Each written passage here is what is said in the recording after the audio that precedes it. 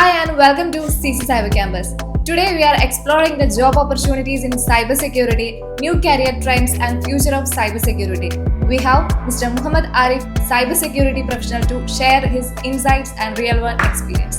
Let's get started. Sir, ഇപ്പോൾ BCA പഠിച്ചു എന്ന് പറഞ്ഞു. അത് കഴിഞ്ഞിട്ട് പല ഫീൽഡിലേക്ക് നമുക്ക് പോകാം. സോഫ്റ്റ്വെയർ ഡെവലപ്മെന്റിലേക്ക് പോകാം, അല്ലെങ്കിൽ ഇപ്പോൾ ഡേറ്റ സയൻസ്, അങ്ങനെ പുതിയ ടെക്നോളജീസ് കുറേ വരുന്നുണ്ട്, അല്ലെങ്കിൽ ഒരു എഡ്യൂക്കേറ്റർ ആയിട്ട് നമുക്ക് കയറാം. പിന്നെ എന്തുകൊണ്ടാണ് സൈബർ സെക്യൂരിറ്റി ഫീൽഡ് ചൂസ് ചെയ്യാനുള്ള കാര്യം? ചെറുപ്പം മുതലേ എനിക്ക് ചെറിയ ചെറിയ സോഫ്റ്റ്വെയറുകളോടുള്ള ഭയങ്കര ഇതെങ്ങനെയാണ് ഉണ്ടാക്കുന്നത്, എങ്ങനെയാണ് ഈ സോഫ്റ്റ്വെയറെല്ലാം വർക്ക് ചെയ്യുന്നത്, അതായത് ഒരു സോഫ്റ്റ്വെയർ വെച്ചിട്ടുള്ള ഡിവൈസ് നമ്മൾ വർക്ക് ചെയ്യുമ്പോൾ അത് അത്രയും സിമ്പിളായിട്ടല്ലേ നമ്മൾ വർക്ക് ചെയ്യുന്നത്. അപ്പോൾ ഇതിൻ്റെ വർക്കിങ്ങിനോട് ഇതെങ്ങനെയാണ് വർക്കിംഗ് നടക്കുന്നത് എന്നതിനെക്കുറിച്ചുള്ളൊരു ക്യൂരിയോസിറ്റി ആയിരുന്നു ആദ്യം എനിക്ക് ഈ ഒരു IT മേഖലയിലുണ്ടായിരുന്നു. പിന്നെ വലുതാവും തോറും ഈ സോഫ്റ്റ്വെയർസിന് ഒരുപാട് വൾണറബിലിറ്റീസ് ഉണ്ട് എന്നുള്ള ഒരു കാര്യം കൂടെ അറിയാൻ തുടങ്ങി. ഒരുപാട് പോരായ്മകളുണ്ട്. പിന്നെ ആ പോരായ്മകൾ അതിൻ്റെ വൾണറബിലിറ്റീസ് ആണ് എന്നുള്ള തിരിച്ചറിവ് വന്നു. സോ അങ്ങനെ ഒരുപാട് നടക്കുന്നുണ്ട്. നമ്മുടെ പേഴ്സണൽ ഡാറ്റാസ് എല്ലാം ഈ വൾണറബിലിറ്റീസ് മാനിപ്പുലേറ്റ് ചെയ്തിട്ട് ഹാക്കേഴ്സ്, അതായത് ക്രാക്കേഴ്സ് എന്ന് പറയുന്നൊരു വിഭാഗം ഈ പേഴ്സണൽ ഡാറ്റാസ് എടുത്ത് അത് ബ്ലാക്ക് മാർക്കറ്റിലും മറ്റും വിൽക്കുകയും പിന്നെ അതുപോലെ തന്നെ അവർ ചെയ്യുന്ന ഫ്രോഡായിട്ടുള്ള പരിപാടികൾക്കെല്ലാം ഈ പേഴ്സണൽ ഡാറ്റാസ് ഉപയോഗിക്കുകയും ചെയ്യുന്നുണ്ട് എന്നുള്ള ഒരു കാര്യമാണ്. എന്താ പറയുക, ഇതിൽ നിന്നെല്ലാം നമ്മുടെ പേഴ്സണൽ ഡാറ്റാസിനെ എല്ലാം പ്രൊട്ടക്റ്റ് ചെയ്യുന്ന ഒരു വിഭാഗം ഉണ്ട് എന്നുള്ളത് ഒരുപാട് അന്വേഷിച്ചപ്പോൾ മനസ്സിലായി. എത്തിക്കൽ ഹാക്കേഴ്സ് എന്നൊക്കെ പറഞ്ഞു. ഈ ഒരു ക്യൂരിയോസിറ്റിയാണ് സൈബർ സെക്യൂരിറ്റിയിലേക്ക് നയിച്ചത്. ഇപ്പോൾ സാറ് പറഞ്ഞ പോലെ തന്നെ സൈബർ സെക്യൂരിറ്റി എന്ന് കേൾക്കുമ്പോൾ തന്നെ എത്തിക്കൽ ഹാക്കർ എന്നുള്ളതാണ് കൂടുതൽ ആൾക്കാർക്കും കേട്ട് പരിചയമുള്ള ഒരു ജോബ് റോൾ എന്ന് പറയുന്നത്. പക്ഷേ എത്തിക്കൽ ഹാക്കർ അല്ലാതെ പല ജോബ് റോളുകളും സൈബർ സെക്യൂരിറ്റി പഠിച്ച ഒരാൾക്ക് കിട്ടും. ആ ഒരു പല ജോബ് റോളിലേക്ക് അവർക്ക് പോകാൻ പറ്റും. അപ്പോൾ എന്തൊക്കെ ജോലി സാധ്യതകൾ അല്ലെങ്കിൽ അവർക്ക് എന്തൊക്കെ ജോബ് റോളാണ് സൈബർ സെക്യൂരിറ്റി പഠിച്ച ഒരാൾക്ക് ആ ഒരു ഫീൽഡിലേക്ക് ഇറങ്ങിയിട്ടുണ്ടെങ്കിൽ കിട്ടുന്നത്? സൈബർ സെക്യൂരിറ്റി പഠിച്ച ഒരാൾക്ക് ഒരുപാട് ജോബ് ഓപ്പർച്യൂണിറ്റീസ് ഉണ്ട്. ഒരുപാട് ഡൊമൈൻസ് ഉള്ള ഒരു ഫീൽഡാണ് സൈബർ സെക്യൂരിറ്റി. അതായത് SOC അനലിസ്റ്റ്, അതായത് സെക്യൂരിറ്റി ഓപ്പറേഷൻ സെൻറ്റർ അനലിസ്റ്റ്, അതുപോലെ തന്നെ cyber security analyst, cyber forensic investigator, penetration tester, web application penetration tester, അതുപോലെ തന്നെ network security engineer, cyber security engineer, ഇങ്ങനെ ഒരുപാട് ജോബ് ഓപ്പർച്യൂണിറ്റീസ് ഉണ്ട്. ഒരുപാട് ഡൊമൈൻസ് തന്നെ ഉണ്ട് ഇതിൽ. നമ്മൾ ചെറിയൊരു സമയം കൊണ്ട് പറഞ്ഞാൽ തീരില്ല, അത്രയും ഡൊമൈൻസ് ഉണ്ട്. പിന്നെ IT മാനേജർ, ഇങ്ങനെയുള്ള പൊസിഷനിലേക്ക് പോകും. ഒരു എൻട്രി ലെവലിൽ ഇറങ്ങുന്ന ആൾ പഠിച്ചു കഴിഞ്ഞിട്ട് എൻട്രി ലെവലിൽ ഇറങ്ങുന്ന ആൾക്ക് ഈ ഒരു ഇപ്പം പറഞ്ഞ ജോബ് റോളിൽ ഏതിലേക്കൊക്കെ ആയിരിക്കും അവർക്ക് ഓപ്പർച്യൂണിറ്റീസ് ഉണ്ടാവുക? സൈബർ സെക്യൂരിറ്റി അനലിസ്റ്റ്, അതുപോലെ തന്നെ SOC അനലിസ്റ്റ് L1 എന്നുള്ളൊരു പൊസിഷനിലേക്ക് പോകാം. അതുപോലെ തന്നെ cyber security engineer, junior penetration tester, ഇങ്ങനെയുള്ള ഒരുപാട് മേഖലയിലേക്ക്. ഇപ്പോൾ ഒരു കമ്പനിയിൽ സൈബർ സെക്യൂരിറ്റി പ്രൊഫഷണലിൻ്റെ റെസ്പോൺസിബിലിറ്റീസ് എന്തൊക്കെയായിരിക്കും? മെയിനായിട്ട് ഒരു കമ്പനിയിൽ സൈബർ സെക്യൂരിറ്റി പ്രൊഫഷൻ ചെയ്യുന്നതെന്ന് വെച്ച് കഴിഞ്ഞാൽ അവിടുത്തെ ഡാറ്റാസ്, അതായത് കമ്പനിയുടെ ഡാറ്റാസും അതുപോലെ തന്നെ അവരുടെ ക്ലയൻറ്റിൻ്റെ ഡാറ്റാസും അൺഓത്തറൈസ്ഡ് ആയിട്ടുള്ള ആക്സസുകളിൽ നിന്ന് സംരക്ഷിക്കുക. നിങ്ങൾക്കൊരു കമ്പനി ഉണ്ടെങ്കിൽ ആ കമ്പനിക്ക് കോമ്പറ്റേറ്റേഴ്സായിട്ട് ഒരുപാട് ആൾക്കാരുണ്ടാവും. അപ്പോൾ അവർ ഒരു പക്ഷേ നമ്മളെ താഴേക്ക് വലിച്ചിടാൻ വേണ്ടിയിട്ട് അവർ തന്നെ ഇല്ലീഗലായിട്ടുള്ള ഹാക്കേഴ്സിനെ കൊണ്ട് ഒരു പക്ഷേ നമ്മുടെ ഡാറ്റാസ് മോഷ്ടിക്കുക അല്ലെങ്കിൽ നമ്മുടെ റെപ്യൂട്ടേഷൻ നഷ്ടപ്പെടുത്താനോ സാധ്യതയുണ്ട്. അതായത് ഇപ്പോൾ ഒരു കമ്പനിയുടെ റെപ്യൂട്ടേഷൻ നഷ്ടപ്പെടുത്താൻ ഏറ്റവും സുഖമായിട്ട് നമുക്ക് ചെയ്യാൻ പറ്റുന്ന ഒരു അറ്റാക്കാണ് ഡോസ് അറ്റാക്ക്, അതായത് ഡിനൈൽ ഓഫ് സർവീസ് അറ്റാക്ക് എന്ന് പറയും.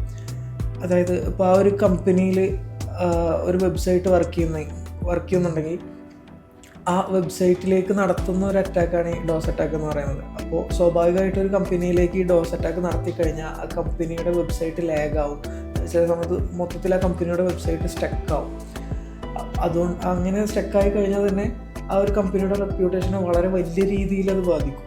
ഇപ്പോൾ ഒരു കമ്പനിയിൽ ട്രാൻസാക്ഷൻസ് നടക്കുമ്പോൾ അപ്പോൾ അവിടെ ഒരു ഡോസ് അറ്റാക്ക് നടക്കുന്നുണ്ടെങ്കിൽ ആ കമ്പനിയുടെ ഒരു ഇൻറ്റേർണൽ സെർവറിലേക്കോ അല്ലെങ്കിൽ പേയിങ് സിസ്റ്റത്തിലേക്കോ നമ്മൾ ഡോസ് അറ്റാക്ക് ചെയ്യുന്നുണ്ടെങ്കിൽ സ്വാഭാവികമായിട്ട് അത് അവിടെ സ്റ്റക്കാവാൻ സാധ്യതയുണ്ട്. അതൊരു കമ്പനിയുടെ റെപ്യൂട്ടേഷനെയും അതുപോലെ തന്നെ റെപ്യൂട്ടേഷനെ ബാധിച്ചു കഴിഞ്ഞാൽ സ്വാഭാവികമായിട്ടും ആ കമ്പനിയിലുള്ള വിശ്വാസം അവരുടെ ക്ലയൻസിന് നഷ്ടപ്പെടും. ഒരു കമ്പനിയുടെ ക്ലയൻസ് നഷ്ടപ്പെട്ട് കഴിഞ്ഞാൽ സ്വാഭാവികമായിട്ടും ആ കമ്പനിയുടെ ഗ്രോത്ത് അവിടെ നിൽക്കും. അത് അവരുടെ ഫൈനാൻഷ്യൽ സ്റ്റെബിലിറ്റി വരെ ബാധിക്കും. ഇങ്ങനെയുള്ള കാര്യങ്ങളിൽ നിന്നെല്ലാം ആ കമ്പനിയെ സംരക്ഷിക്കാൻ കൂടിയാണ് എത്തിക്കൽ ഹാക്കർ. ഡാറ്റ പ്രൊട്ടക്ഷൻ പിന്നെ അതുപോലെ തന്നെ ഒരു സൈബർ സെക്യൂരിറ്റി പ്രൊഫഷണൽ ആ കമ്പനിയിലെ എംപ്ലോയീസിന് ആൻറ്റി ഫിഷിംഗ് അവയർനെസ് ക്ലാസ്സുകൾ കൊടുക്കാറുണ്ട്. ഫിഷിംഗ് അറ്റാക്ക് എന്താണെന്ന് അറിയോ? കേട്ടിട്ടുണ്ടാവും. ജീവിതത്തിൽ എപ്പോഴെങ്കിലും ആവശ്യമില്ലാതെ ഏതെങ്കിലും ലിങ്കിൽ തൊട്ട് പണി വാങ്ങിച്ചു തരാം നമ്മൾ പലരും. നമ്മൾ ഏറ്റവും കൂടുതൽ ആഗ്രഹിക്കുന്ന ഒരു തിങ് നമുക്ക് നല്ല വില കുറവിൽ കിട്ടും എന്ന് പറഞ്ഞിട്ട് അതിനോടൊരു ലിങ്ക് അറ്റാച്ച് ചെയ്ത് വന്നു കഴിഞ്ഞാൽ നമ്മളതിൽ തീർച്ചയായിട്ടും മനുഷ്യന്മാരുടെ മനസ്സിൻ്റെ ഏറ്റവും വലിയ വളറബിലിറ്റിയാണത്. നമ്മൾ ആ ലിങ്കിൽ തൊടാതിരിക്കില്ല. ഒരു കമ്പനീനെ സംബന്ധിച്ചിടത്തോളം അങ്ങനെയുള്ള ഫിഷിംഗ് ഇമെയിലോ ഫിഷിംഗ് മെസ്സേജോ വന്നിട്ട് അവിടെയുള്ള ഒരു എംപ്ലോയി ആ ഒരു കമ്പനിയുടെ ഉള്ളിലുള്ള നെറ്റ്വർക്കിൽ കണക്ട് ചെയ്തേക്കുന്ന ഡിവൈസിൽ നിന്ന് ആ ഒരു ലിങ്കിൽ നമ്മളൊന്ന് ക്ലിക്ക് ചെയ്ത് കഴിഞ്ഞാൽ അത് ആ കമ്പനിക്ക് ചിലപ്പോൾ ആ ഒരു കമ്പനിയുടെ ഏറ്റവും വലിയ പതനം അവിടെ സംഭവിക്കുന്നു. സോ അതുകൊണ്ട് തന്നെ ഒരു സൈബർ സെക്യൂരിറ്റി പ്രൊഫഷണൽ ആ കമ്പനിയിൽ മന്ത്ലി ട്വൈസോ വൺസോ ഒരു ഫിഷിംഗ് അവയർനെസ് ക്ലാസ് നടത്തൽ ഒരു സൈബർ സെക്യൂരിറ്റി പ്രൊഫഷണലിൻ്റെ ബാധ്യതയാണ്. ഇപ്പോൾ അറ്റാക്കേഴ്സ് അറ്റാക്ക് ചെയ്യുന്നതിന് മുമ്പ് നമ്മൾ സേഫ് ആണോ ഇല്ലയോ നമുക്ക് എങ്ങനെ അറിയാൻ പറ്റുക? ഒരു കമ്പനിയിലേക്ക് സൈബർ അറ്റാക്ക് വരുന്നത് അതിൻ്റെ ഹാക്കേഴ്സ് അതിൻ്റെ വൾണറബിലിറ്റി മാനിപ്പുലേറ്റ് ചെയ്തിട്ടാണ് ഒരു കമ്പനിയിലേക്ക് സൈബർ അറ്റാക്ക് ചെയ്യുന്നത്. സോ ഇതിനുള്ള പരിഹാരം എന്താ വെച്ച് കഴിഞ്ഞാൽ ആദ്യം ഇല്ലീഗൽ ഹാക്കേഴ്സ് ഓർ ക്രാക്കേഴ്സ് അത് കണ്ടുപിടിക്കുന്നതിന് മുന്നേ നമ്മൾ ആ ഒരു വൾണറബിലിറ്റി കണ്ടുപിടിക്കുക എന്നുള്ളതാണ് ഇതിനുള്ള പരിഹാരം. അതിനാണ് എത്തിക്കൽ ഹാക്കേഴ്സ് ഓർ പെനിട്രേഷൻ ടെസ്റ്റേഴ്സ്. ഇവർ ചെയ്യുന്നത് എന്താണെന്ന് വെച്ച് കഴിഞ്ഞാൽ കമ്പനിയുടെ ഇവരെ ഒന്നുകിൽ കോൺട്രാക്ട് ബേസിൽ കമ്പനി എടുത്തതോ അല്ലെങ്കിൽ കമ്പനിയുടെ എംപ്ലോയീസോ ആയിട്ടുള്ള എത്തിക്കൽ ഹാക്കേഴ്സ് ഓർ പെനിട്രേഷൻ ടെസ്റ്റേഴ്സ് ഒരു കമ്പനിയിലുണ്ടാവും. അവർ കമ്പനിയുടെ അപ്രൂവലോട് കൂടി തന്നെ കമ്പനിയുടെ ഏതൊരു പുതിയ പ്രൊഡക്റ്റ് വരുമ്പോഴും അല്ലെങ്കിൽ കമ്പനിയിൽ ഏതൊരു സിസ്റ്റത്തിൽ പുതിയ അപ്ഡേഷൻസ് വരുമ്പോഴും ഇവർ ഇതിലേക്ക് കമ്പനിയുടെ ഓതറൈസേഷനോട് കൂടിയിട്ട് അറ്റാക്ക് നടത്തിക്കൊണ്ടിരിക്കും. അതായത് കമ്പനിയുടെ നിലനിൽപ്പിന് ബാധിക്കാത്ത രീതിയിൽ, അതായത് കമ്പനിയുടെ പ്രോസസ്സിൽ ലാഗുകൾ വരാത്ത രീതിയിൽ ഇവർ ഇതിലേക്ക് അറ്റാക്ക് നടത്തിക്കൊണ്ടിരിക്കും. എന്നിട്ട് ആ അറ്റാക്കിൻ്റെ അടിസ്ഥാനത്തിലാണ് ഇവർ വൾണറബിലിറ്റീസ് ഉണ്ടോ ഇല്ലയോ എന്നതാക്കുന്നത്. എന്നിട്ട് ആ റിപ്പോർട്ട് കമ്പനിക്ക് കൊടുത്തിട്ട് അതാണ് പാച്ച് ചെയ്യുന്നത്. ഈ ഒരു കോഴ്സാണ് നമ്മളിവിടെ പ്രൊവൈഡ് ചെയ്യുന്നത്. അതായത് പെനിട്രേഷൻ ടെസ്റ്റിംഗ് എന്നുള്ള ഒരു കോഴ്സാണ് നമ്മളിവിടെ ബിഗിനേഴ്സ് ടു പ്രൊഫഷണൽ എന്നുള്ള രീതിയിലാണ് ആ ഒരു കോഴ്സ് നമ്മളിവിടെ 3 month കോഴ്സും 3 month ഇൻറ്റേൺഷിപ്പും കൂടി നമ്മളിവിടെ പ്രൊവൈഡ് ചെയ്യും. ഇതെങ്ങനെ പ്രിവെൻറ്റ് ചെയ്യാം എന്നതിനെ കുറിച്ചിട്ട് നമുക്ക് സ്കില്ല് ഡെവലപ്പ് ചെയ്യാനൊക്കെയുള്ള ഒരുപാട് കോഴ്സുകൾ ഇന്ന് നമ്മുടെ ഇവിടെ ലഭ്യമാണ്. ഒരുപാട് നല്ല നല്ല റിസോഴ്സുകളുണ്ട് ഇത് ലഭ്യമാണ്.